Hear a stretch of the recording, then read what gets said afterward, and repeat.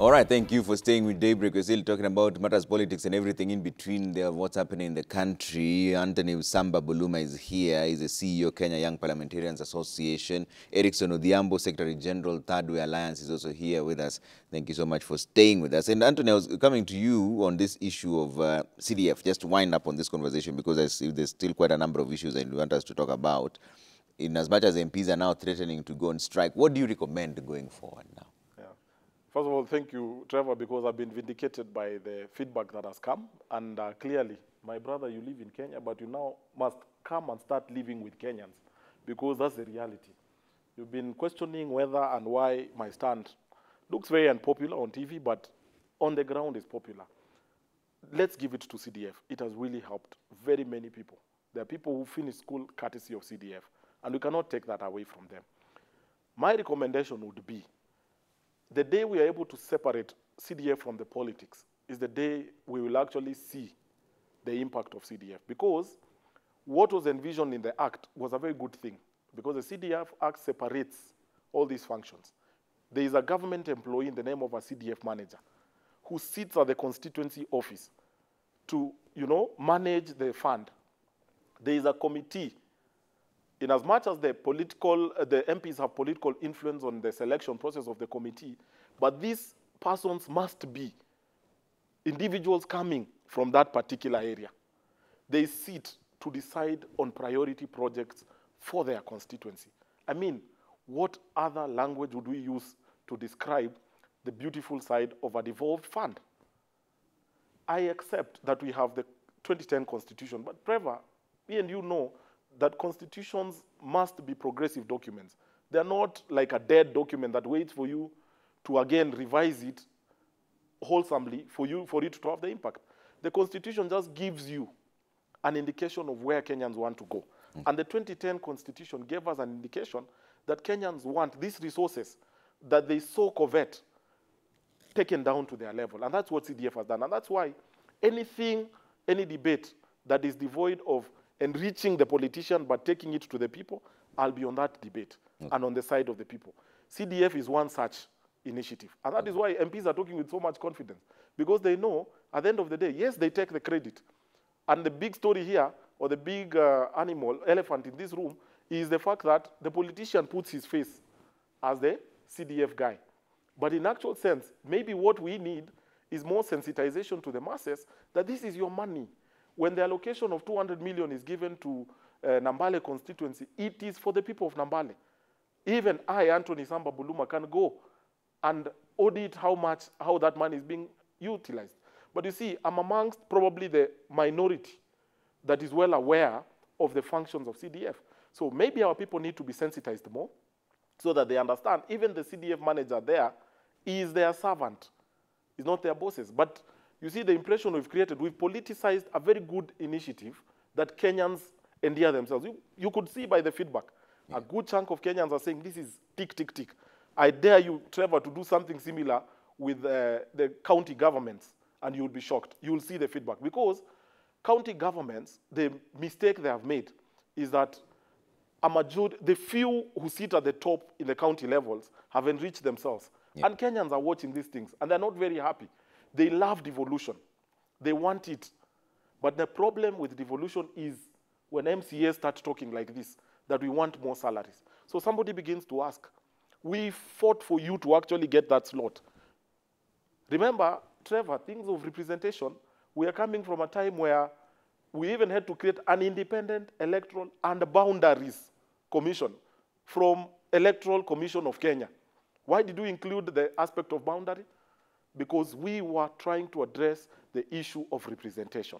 So let us never, in our wildest imagination, think along the lines of reducing the numbers of members of parliament. Okay. Let us revise. If we have a problem with the tax burden on the Mwananchi as far as representation is concerned, the problem is not on the number of people who are representing us. It is on what people take home and the perks. Right. If we address that, and my brother, yes, I am proud to work with young parliamentarians because we've done so many progressive things that you are a beneficiary of. You know about the public procurement 30% law? It is our work. I'm proud of those things. But my work here is not to hold a brief for the members of parliament. I speak as a Kenyan. And I am conscious of what I have interacted with at the ground level. Wacha hii yetu ya hapa juu. You know, those of us who sit up here, we can talk the way we want and rubbish everything. But even Punguza Mzigo, the only reason why it became popular is because it had popular things, incentives for the Mwananchi.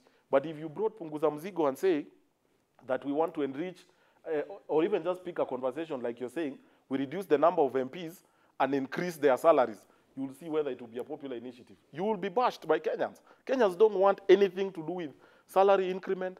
Now what Kenyans want is, how do you render services to me at my level? All right. Erickson, what do you recommend going forward so that we finish on this conversation on CDF and talk about other things? I think going forward, first of all, what Punguza Mizigo was actually advocating for is, instead of we did not want to scrap away the CDF completely. We said, instead of a constituency that has maybe 7 wards, okay? If development is being done, it will be done on behalf of the constituency. Some of the wards might miss out on it. Yeah? If you go back and read what we're saying. So he said, let this money be brought as a ward development fund so that each and every ward, which is each and every Kenyan, which is the smallest unit of representation, to feel and have the services to their doorstep, so that they can be Kenyan, more Kenyan. That's how you feel you are a Kenyan, okay? Then going forward also, I will want, Buluma, he says he talks to people. I actually also vied in the last election for Member of County Assembly, Harambee Ward, yeah?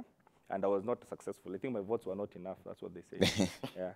So I also talked to the people. So let Buluma go back to the people and ask the people, you are the ones who pay taxes that pays these salaries. And you have 416 of them, plus that is plus nominated members of National Assembly. Go and ask the people today, do you want to continue paying this? Do you want to continue paying these members of parliament this amount? Or you want to reduce them, have a lean parliament of around 147 MPs, and also around 6 slots of special groups, yeah, that will actually legislate, be effective, and you will actually see their value. Go and juxtapose the two to the people on the ground, and you see what they will say. I'm telling you for a fact today, even for feedback, they will tell you, reduce these guys, give us guys who will work for us. With more salary? Not more salary. Yeah, even we read Punguza Mizigo. We said, in fact, we cap the salaries of MPs to 300,000 and of the president to 500,000 with no allowances. That's what we had put in Punguza Mizigo. We did not say they get more salaries, okay? So what we want is that, what we are saying is Third Way Alliance, reduce the burden of governance. The burden of governance on Kenyans is just too much. Let this money, right now, we have 4 million Kenyans are facing hunger. What will 31.8 billion do to these Kenyans? Just let's say the truth. In this time and age, a few individuals are going around this country, yeah, living the life, that's parliamentarians, yeah, living the life that you would want to live, and the people they represent are dying. I mean, it's logic. What common sense can be more? What more common sense can be there than that? What common sense can be more common than that? Yeah. Okay, all right. So let's switch topics now and talk about something else here. It's still on the front page of the Daily Nation. Lawlessness and impunity is creeping back.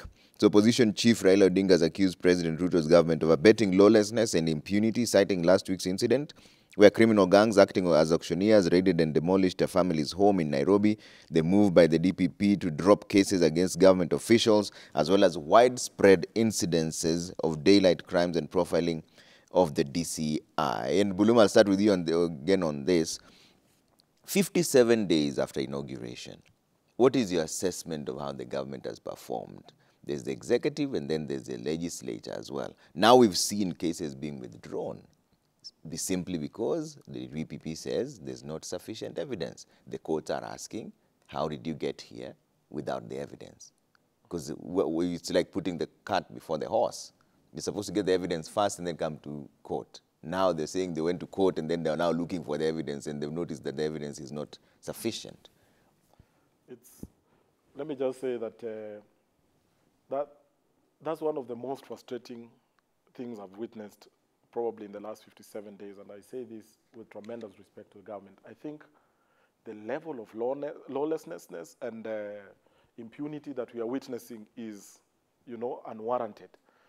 Trevor, every day, and thank God for social media and the many CCTVs that are all over, you witness things that scare your life literally as a Kenyan, that you could be walking in the streets of Nairobi and somebody just comes, strangles you and they take everything you have. In other incidences, somebody just decides to pierce a knife on you. In other incidences where this was even worse and scary even for investors, you have somebody in the name of an auctioneer with an illegal court order walking into somebody's residence and demolishing it and getting away with it. I think this is putting to test our institutions.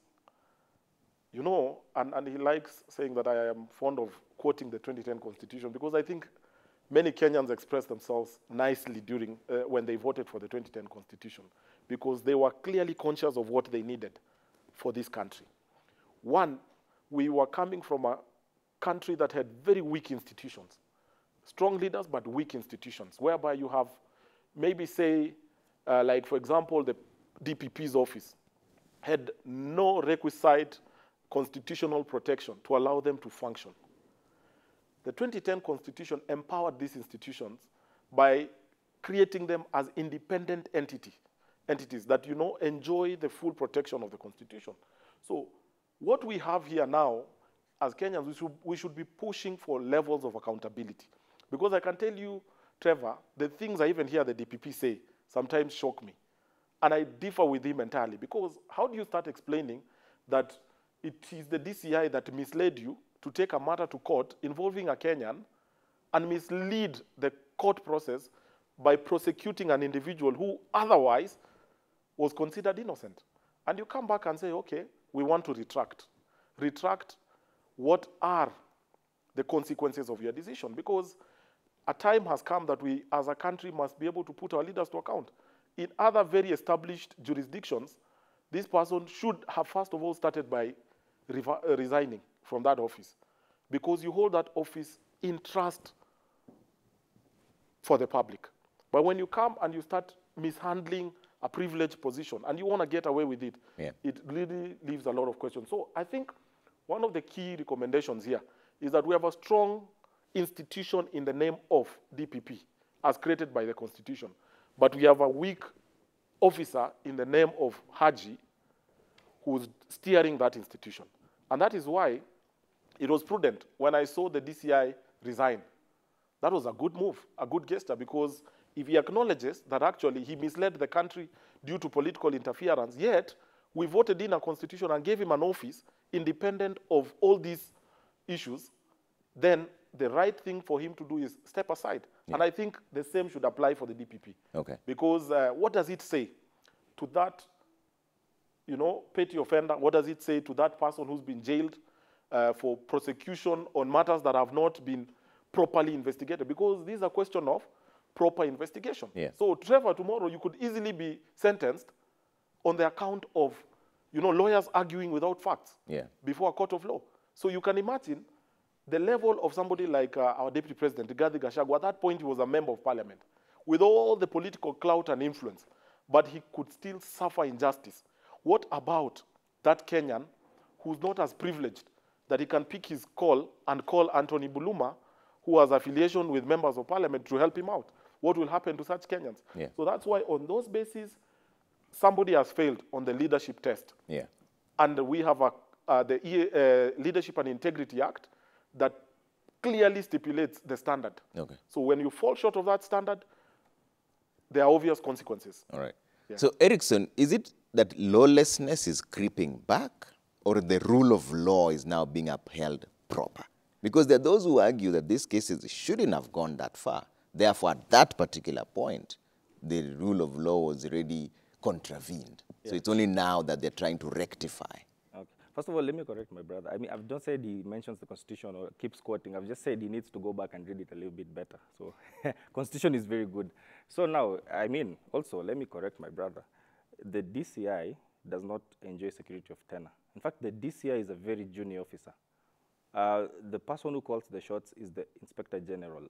What we witnessed in the previous years is that Kinoti became a celebrity of the media and actually investigated cases on media platforms, but didn't actually go and do his job.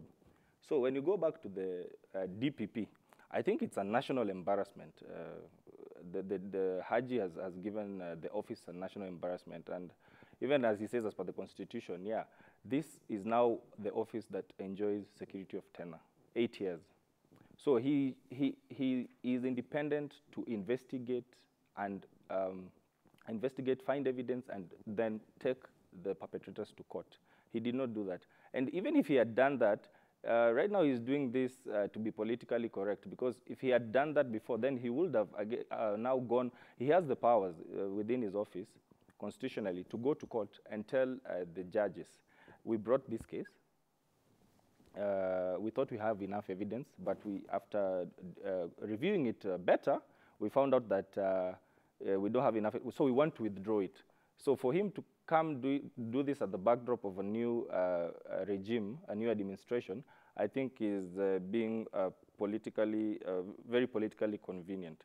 Also, I think I can read politics in this because, I mean, Raila was neck to neck with William Ruto in the in the previous elections that we just participated in. So I think for now, let's not take seriously some of the sentiments, roadside declarations of politicians who we know really well that they have vested interests in this. Also, in Punguza Mizigo, Kenya, we had proposed that the DPP, working together with the DCI, should rein in on the audited reports. You see, audited reports are forensic audits of money is lost. When the Auditor General Office gives details of County X, money is lost. It is a forensic audit, and immediately we had proposed that the people who would be adversely mentioned should step down, and within 30 days, the cases should be prosecuted, and if they are found guilty, they should be jailed. So I think we are still toying with the idea of independent institutions because we are really not going really in, and there's no political goodwill for us to rein on these people who are abusing public offices. Also, I need to mention something that also we had proposed when you go to these constitutional offices. So like we have very many constitutional offices like the IEBC, where we have 9 commissioners with pension, PACs, security, salaries, but they only come into play in the last 2 years of our election cycle. I mean, we had proposed in Punguza Mizigo that let it be a maximum of 5 commissioners who sit on a part-time basis, on a need basis, and them to be given sitting allowances as per recommendation of the Salaries and Remuneration Commission, so that also this is money we will save for it to go for it to do other things in this country. Also, look at the IEBC issue, very keenly, and you see that this is politically choreographed. The Kriegler report actually said that commissioners should be in place. They sat down and said, we saw the problems that come in when, because he had mentioned about the commissions and everything in CK. He said these commissioners should be in place 2 years before elections. And the players, even in the recently elections that we participated in, the commissioners were appointed, I think, 3 months before election. So how would we have credible elections? So I think institutions should be functional and should be very independent in how they foresee matters forward. But Buluma, you know, Article 157(8) of the Constitution says the DPP can discontinue at any stage before judgment is delivered of any criminal proceedings. So what is the problem if he discontinues it now? The person occupying the office is the problem, and he should give another Kenyan an opportunity to actually serve. I think there are those of us who actually belong to the argument that probably the mistake that was made was that this individual in office, and I have nothing personal because we've never even interacted. This is my first time actually commenting about DPP. I have a problem with, you know, having all those opportunities to have discontinued this matter, to have, you know, conducted yourself in a more better fashion, but you still went on and prosecuted a matter that you obviously knew you had no facts around it. There are those who argue that probably it could be attributed to the fact that he has never appeared before a court of law, you know, to defend or prosecute an issue. So maybe the benefit of having that understanding of the threshold could have been the factor. So I think moving forward as a country, we need to actually relook at the individuals in office. And we must set the bar so high, as was envisioned under the Leadership and Integrity Act, such that occupants of this office must clearly understand their mandate, you know, and discharge it faithfully to the Constitution and the people of Kenya. Because, Trevor, you're talking about lawlessness. Where does it emanate from? Those misconducts. When Kenyans don't feel like they're getting value from institutions, ideally, that are supposed to serve their interest, then people opt for other methods. Right now, many Kenyans are actually frightened. And I saw, I think one of the spokespersons for the police yesterday tried to justify why there is crime in the country. And, you know, giving his own statistics, devoid of mentioning those incidences that have costed lives. You know, just pointing it like his statistics, 6 people are dead, you know, that's really irresponsible for a government officer. I feel like you should first of all empathize with these families. Don't just give us statistics. Any Kenyan who dies out of crime, it means somebody has or may have absconded from their duty. We expect more from the National Police Service. We expect more from the office of the DPP. And the more that we are demanding for is basically just do your work, devoid of political interference. If Nurdin Haji was able to see beyond the lens of the political interference, I think there would have been justice. And I think that's why somebody at the level of the deputy president would even dare stand in front of, you know, the world on a very important day like the inauguration day and question, you know, the independence of our institutions. Because he was like, I was mishandled. So the court is now vindicating him and saying, actually, the DPP can actually retract on this matter. And I feel like somebody needs to actually do a proper audit of all similar cases that have been prosecuted in the past, but not just at the high level, but even at the lower level. Trevor, we are in the same country one day, and I think it's Citizen TV, that reported of an incident of a man who was jailed and was serving his term for misinformation. You know, there was somebody just wakes up and decides this person has committed a crime. So this gentleman was serving, I think he was doing almost his 5 years. Na ni kuekelewa. So by the time people are coming to get to terms with it, the guy has already spent 5 years in jail because he had no voice. At least Rigathi Gachagua has a voice. He can make calls, he can campaign, get into government, get appointed deputy president, and be able to defend himself. What about this man from Okambani who was wrongfully arrested, wrongfully detained, wrongfully prosecuted with no due procedure? So those are some of the things. This looks so simple, Trevor, but the implications are so massive that we don't want to go that line. And I think that's why somebody at the level of the former Prime Minister Raila is saying lawlessness and impunity are creeping back. Creeping back because some people are sleeping on their jobs. And I fully support what the government is trying to do with strengthening these institutions. You know, the allocations, the increment in terms of allocation to the judiciary might be one of the remedies, because we want an entirely independent judiciary to discharge their mandate. Trevor, one of the things that we were talking about on CDF, one of the fundamental questions that was brought by the court ruling was the question of separation of powers. Yeah. You know, we want a legislature that operates independent of the judiciary, independent of the executive, you know, with an independent mind, so as to be able to strike the balance that is envisioned when you're talking about the balance of power within the structures of government. Okay. But in the absence of that, and one of the things that is credited for our 2010 constitution, in fact, pundits say that it's one of the most progressive constitutions in the world. But we just need to breathe in some little life to it.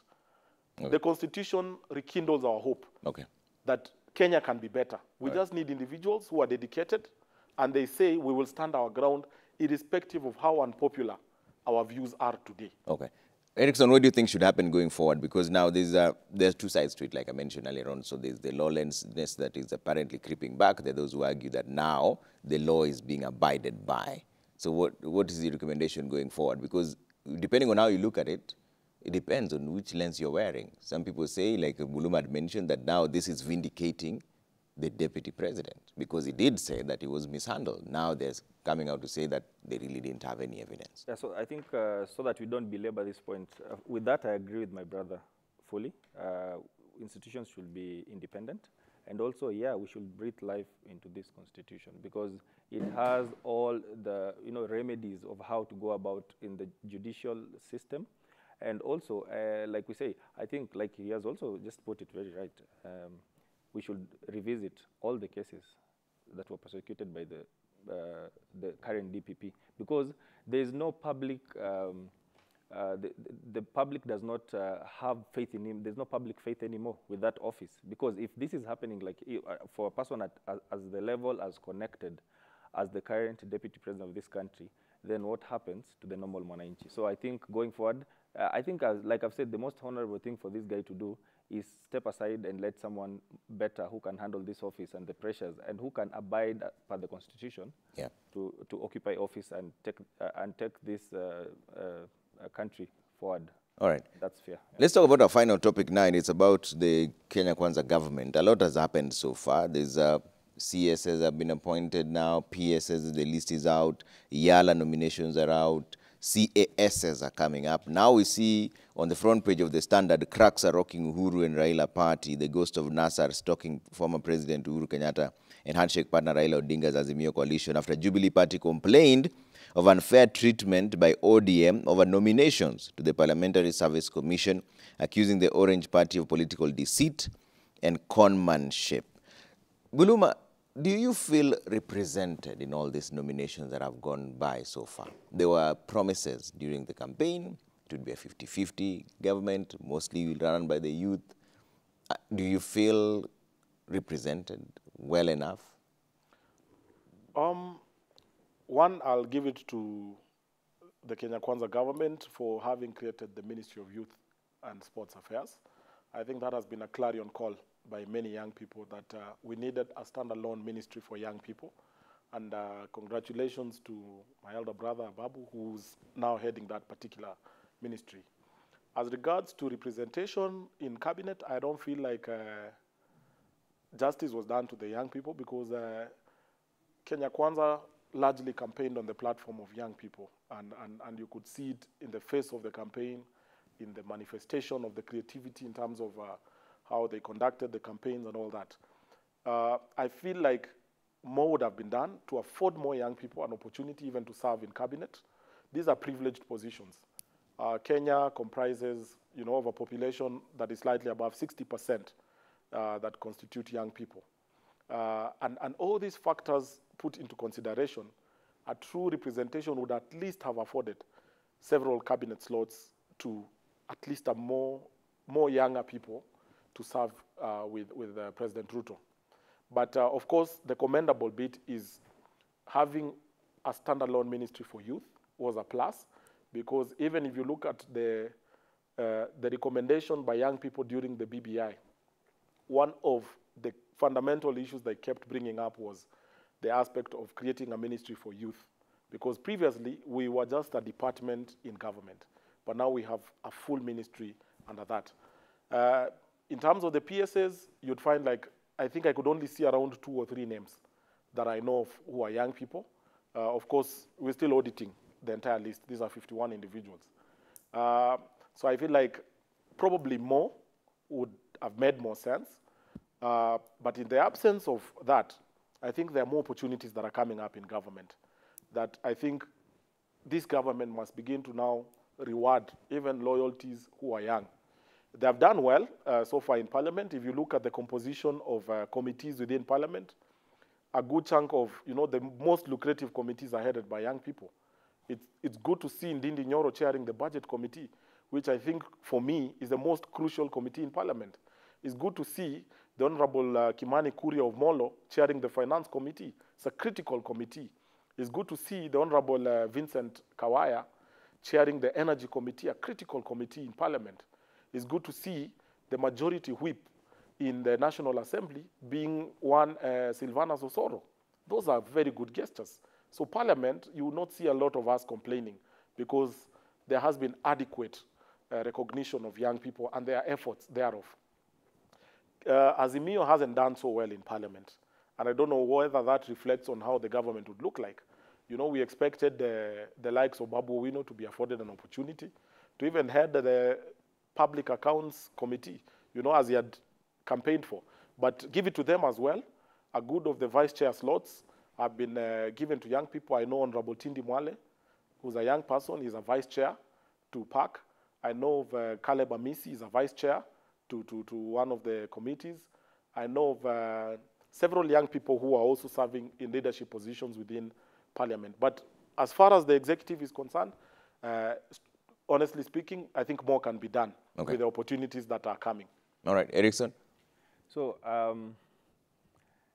and you can talk about regional balance as well, because that was a big debate when the CAS's list came. Yeah, I'm just reflecting on the fact that we are on a show of youth and governance. So when the youth in this country are very disenfranchised, and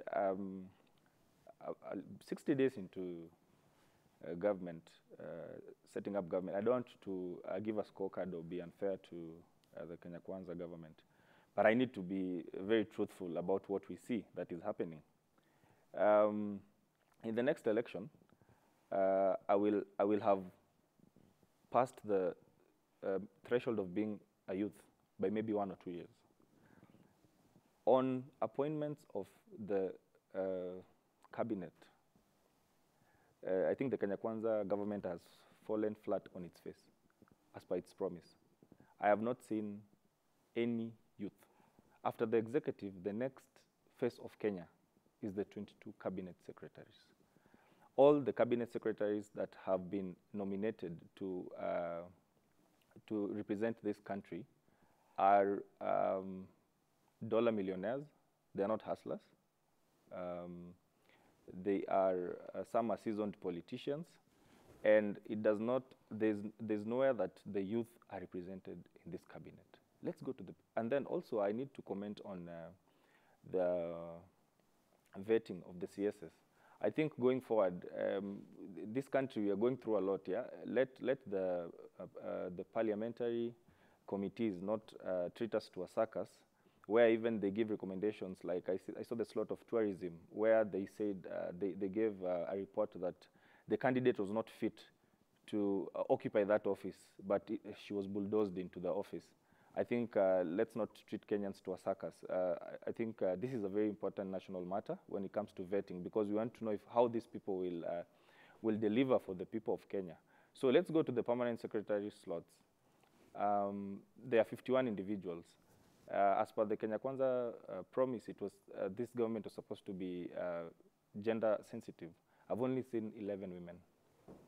Let's not even go to the youth. While we were sitting at the lobby, my friend just brought me alive to the fact that I think one person there might be youth.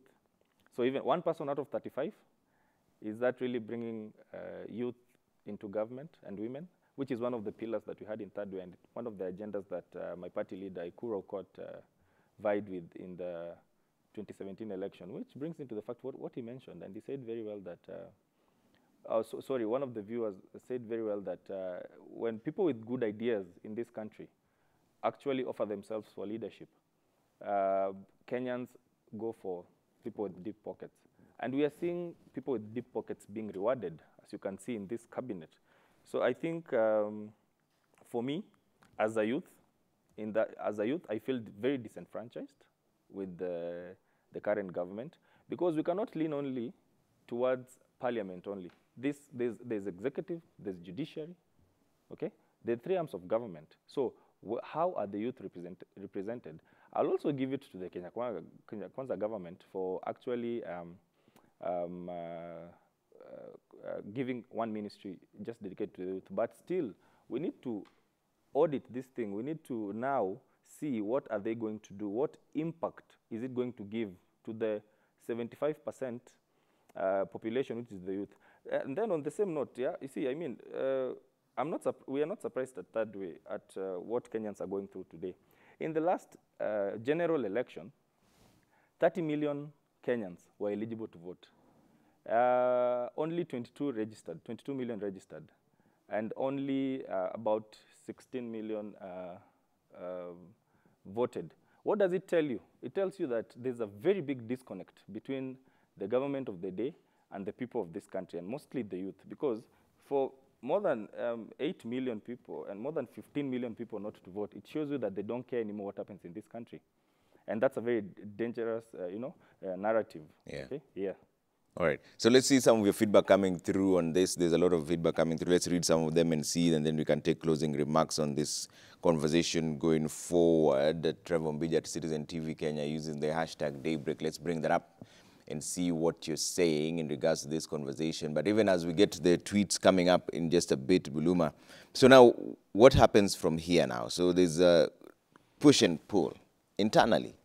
In fact, the legislators are complaining about this. In fact, there's a crack between this Uhuru government. They're saying Uhuru and Raila party, cracks rocking Uhuru and Raila party going forward. Handshake partner Raila Odinga's Azimio coalition after Jubilee party complained of unfair treatment.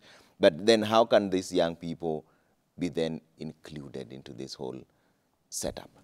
Apart from the youth affairs, youth and sports ministry, how then can the youth be more, say, abrasive or even more included into this conversation? I think the best answer, Trevor, would be we must be intentional about what we want. Intentional in this sense. One, like we have a list of individuals who have been nominated to represent Kenya in the IALA. And in that list, I think there are about 4 or 5 names of young people. If, as young people, we fall prey or fall to the trap of, the debate of names, we will lose out on the opportunity to afford more young people an opportunity to serve. Yeah. So I think, and I get this impression, we have not communicated this officially, but I get the impression that the Kenya Young Parliamentarians Association might actually be adopting a very common position in terms of voting for the young people who are on that list, intentionally, because that's what we've been presented with. And just ensuring that they secure a place in IALA as a starting point and as a way of showing good gesture to the country when you're talking about being practical with giving young people an opportunity. Number 2, young people must equally play a more proactive role than just lamenting. We have actually been caged into a space of being lamentators. And it's a very boring place to be because you keep crying, and you miss out on leadership. I feel like, Trevor, a time has come when as a country we must be able to now invent new thinking when you're addressing some of these problems. And this new thinking entails something like this, something more radical. Why don't we assemble our CVs and actually go and drop them next to the president and let him know that, yes, you have your peers, but we are also here with qualifications, probably some of which are better even than some of them. We did that in the 11th Parliament, because young people came to us as young parliamentarians agitating that, why is it that you guys are not voicing out our concerns, yet there has been appointments in government minus young people. So we were tempted to actually go do a presser, invite you guys to cover us, and we condemned the government. By that time, the current governor of Nairobi was our chair and also the chair of TNA. So he was clever enough when I brought the matter to him and told him I have all these petitions from young people who are protesting against government appointments. He told me, proceed. So when I had just started convening the media for a presser, he was clever enough to text the then president, Uhuru, and tell him, Your Excellency, you'll forgive me today as your chairman, I have to go and criticize you because I am getting these complaints from young people. And I am in parliament representing them. So that also brings the question of who are our representatives in parliament. So what happened, to cut the long story short, the then president reached out to him, called him immediately. And I was there, and he told him, Sakaja, what you must do, be a bit more proactive. Why don't you assemble the CVs of some of these young people, bring it to State House, and we look at them and see whether we can be able to apportion some positions for them. And I tell you, Trevor, we struggled just to get the names because the same young people who are really complaining. I came back to them and told them, guys, I've been given 2 days. Send me your CVs. I struggled to get CVs. I know Arnold Maliba might be watching. He was the chairman National Youth Council then. He was one of the people I kept pushing, give me names. So by the time I was getting names, I got around 150, 200 there, and I forwarded them. I can tell you with certainty, and there are young people who are watching today who have never met President Uhuru to date, but were appointed in parastatal boards to serve. And that changed their lives because they were able to, get some little allowances that they were able to use. Yeah. Some of them used that privileged opportunity to get more opportunities for young people. Okay. So what I'm trying to drive at, Trevor, is that let's not stop at the point of complaining. Okay. I think this constitution has provided avenues for us to actually express ourselves even in a bigger fashion. We can petition parliament. Yeah. We can be able to petition State House and many other avenues that are available to us. Okay. But Erickson. we must not also lose hope. Okay. Yeah. Erickson, closing remarks. Yeah, closing remarks. First of all, yeah, it's. I think I support his sentiments on the youth and appointments. That I support him. But also, yeah, on Yala, I think on Yala, my brother might be a bit wrong because the 2 names I've seen of youthful faces there, one is Kenneth Kalonzo. The other one is Winnie Odinga.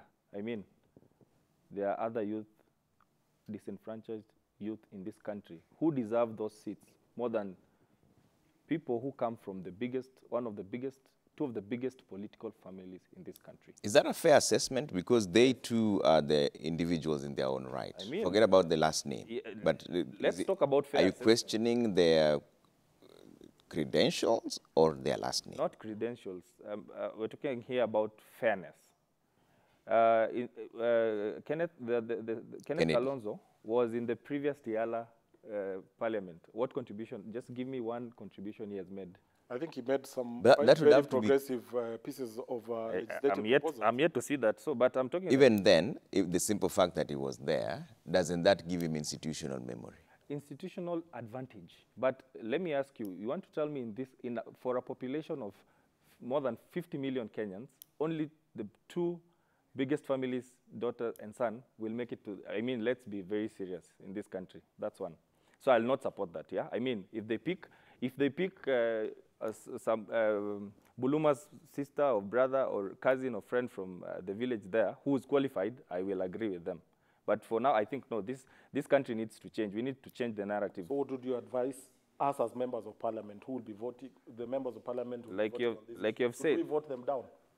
I mean, if you guys have any moral compass, you'll vote them down. So we vote in the older people? No, you Because Because that's the only other option. present, that's the only present other better names. You guys are, you've talked, you've taken it to a very long route. In this country, like you've said, now we have a ministry for youth. There is a database of all these young people. Young people are always on the streets raising placards. They have masters, PhDs. You've seen that. Have you not seen that? Find those people and give them those slots to go and perform for Kenyans. I mean, you're taking the longer route. But Odhiambo, where you're missing the point is, these people, the names have been presented by their political parties. Yeah. That's ODM, the Secretary General is Edwin Sifuna. I don't think he's even akin to Raila Odinga. And he was here yesterday, by the way. I watched the show. I watched the show yesterday. Kenya Kwanza, you have somebody called Silvana Osoro who was presenting the names. He's not even akin to Ruto. Even in terms of ethnicity, they don't even belong. So So what do we do in this situation where you have names of young people And older people. and older people? Yeah, so this, first of all, Do you reject the entire list? or what do you this informs the fact Yeah. that political parties in this country are special purpose vehicles, and most of the big political parties in this country actually don't relate to the normal mwananchi.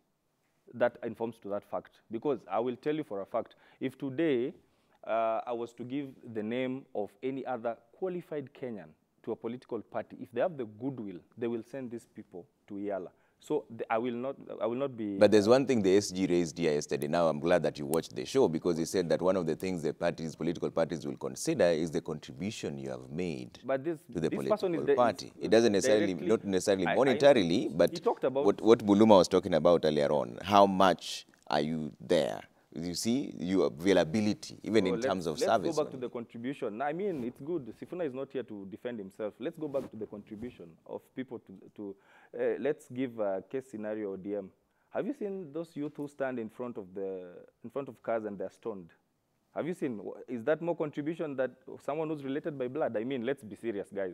We are in this country and we see the contribution even ordinary Kenyans make to the sacrifices they make to political parties.